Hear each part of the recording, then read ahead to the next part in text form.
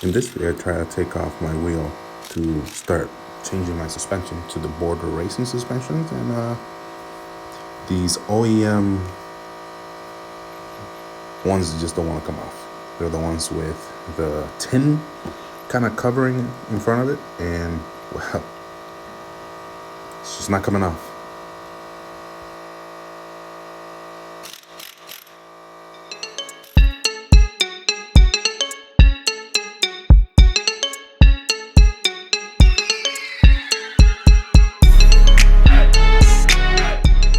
After destroying these pretty badly, you can see what they looked like after.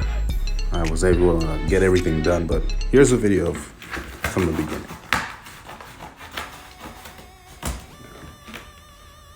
Okay, there you go.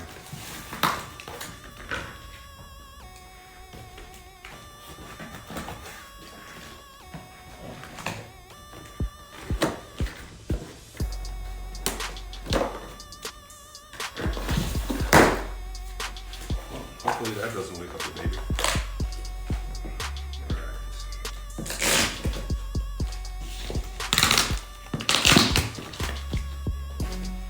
Okay, so these are the R1s, or racing R1s, for the Chrysler 300. So the one I have is the 300S rear-wheel drive.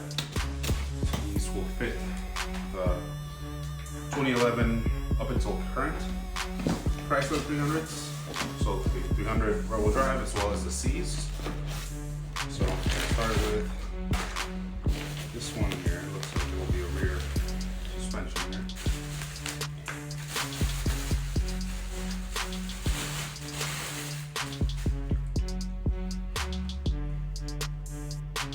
There you go. Looks like they provide you a extra clean nut here.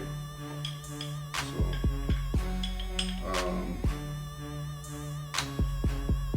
14 to 18 kg for the spring rate on this one. We're going to see if there's any indicator of what size this is. Let's see. Nope, I don't see anything. So I'll just put it back in the box.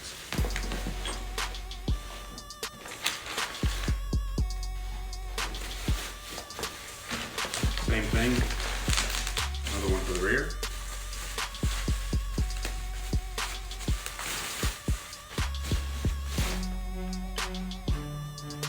As you can see, if you guys can see that, spring rate is right there.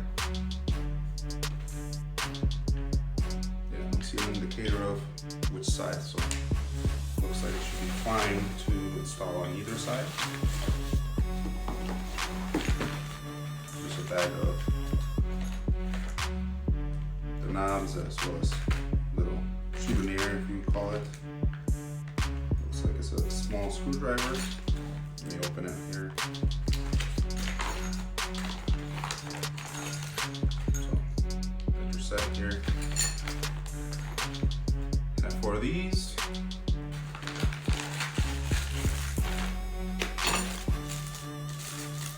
keychain with a small screwdriver. You probably can't see it from here, but I'll take pictures after.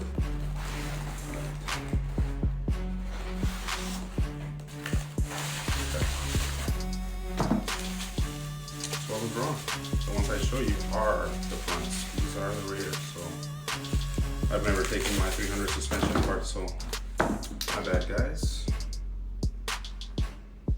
So these are the rear.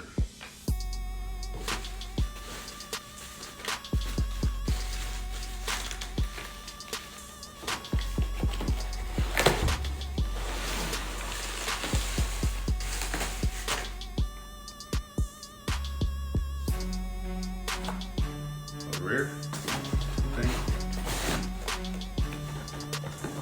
These here must be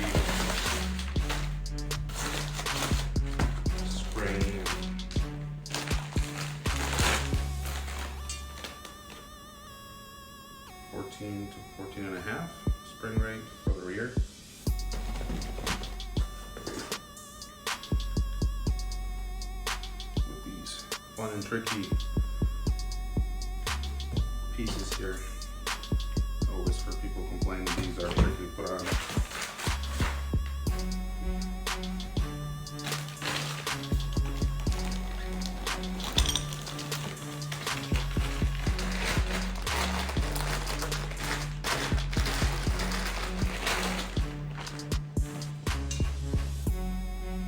Same thing here. I'm standing up to see if there's anybody on here.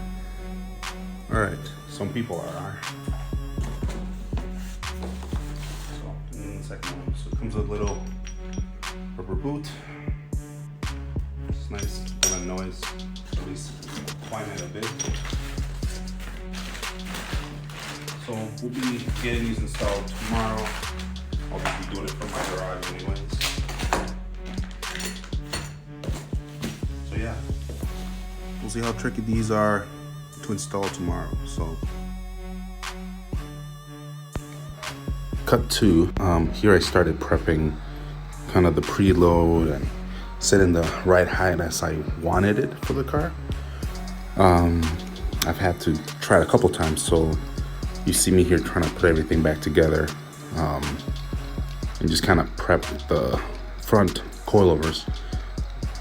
As I already had the car jacked up in the front, ready to, put the new suspensions on. After I, beat on the lug nuts that the OEM ones that had that tin cover in front of them, they were pretty bad for the front wheels. So those took a lot longer to remove, which then delayed the install, which I was kind of pissed off already due to how long it took to get everything swapped out. So that was that. But yeah, it took me longer than I should have taken to just swap the suspension out of this thing due to those tin covered lug nuts that the OEM gets just so the wheels look really nice once they have those lug nuts on. So I measured everything with the caliper just to make sure they were all matching, up to that level of measurement. Put them back on, and once I was satisfied with my ride height, because I also kept going back into the car and checking them to make sure, and comparing them to the front ones to make sure that at least it was a preset decent ride height. I didn't want to go too low and then give myself some trouble in regards of driving, getting out of the driveway, since my driveway in my house, since I'm doing this from my house, is pretty steep.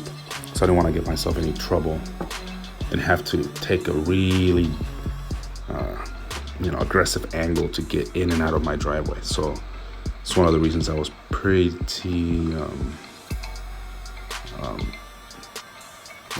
serious about making sure that it wasn't too low. Not that I'm against low cars. It's just this is a car I drive everywhere. I want to make sure that it's something drivable, not too aggressive like the Lexus GS300, which that one is a little more purposed for the track, so it's supposed to be a little more aggressive. So yeah, so once I was done for the fronts, I went and moved forward with the backs. I didn't set any dampening. I just wanted to drive it and let the car settle before making any adjustments. So first it was just kind of setting everything up, setting the right height as I wanted, making sure the fronts and the rears match in height, and just driving the car as is, making sure that the dampening was all the way to zero, and just kind of driving the car like that. So yeah, so that's pretty much what I did there.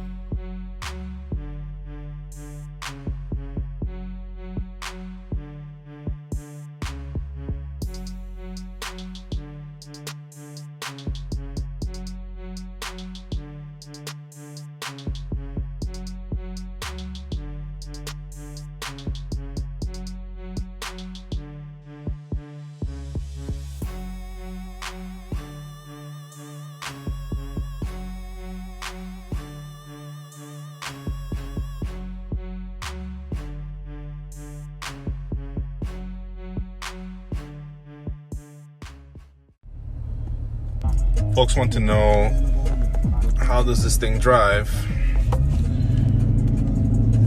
Front spring rate is 18, rear is 14.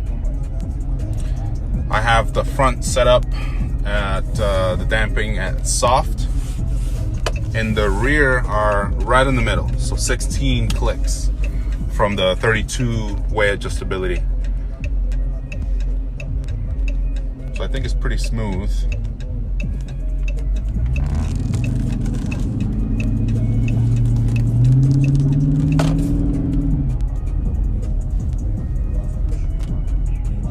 Driving in the downtown area.